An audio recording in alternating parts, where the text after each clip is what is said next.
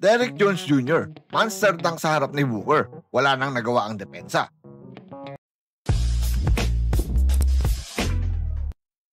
What's up mga idolo? Welcome back sa ating channel. Ngayong araw, isa na namang heavyweight battle sa West. Los Angeles Clippers kontra Phoenix Suns. Grabe to. Ivica Zubac at Bogdan Bogdanovic versus Devin Booker at Jalen Green. All-star level matchup talaga mga idolo.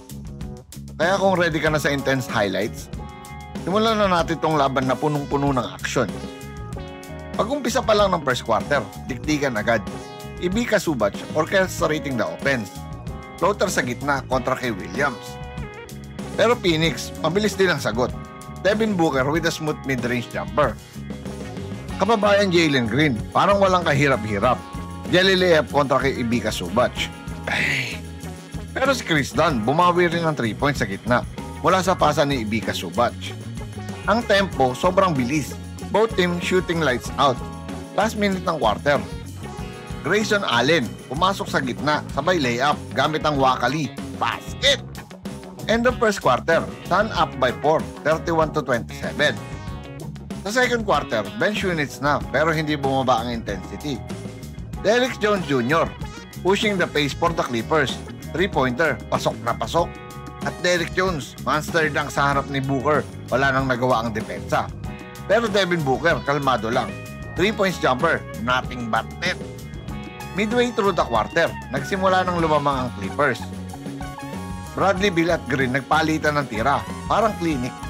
At Jalen Green hits a good extra pass kay Williams. Pero hindi nagpatalo si Zubac, nag-floater kontra kay Mark Williams. Halftime score, Sun leads 47-48. Pagpasok ng third quarter, nagpakita ng lakas si Chris Dunn. Floater kontra kay Williams. Pero Jalen Green, automatic pa rin. 3-pointer sa harap ni Dunn. Sabay turo sa bench, I'm him vibes.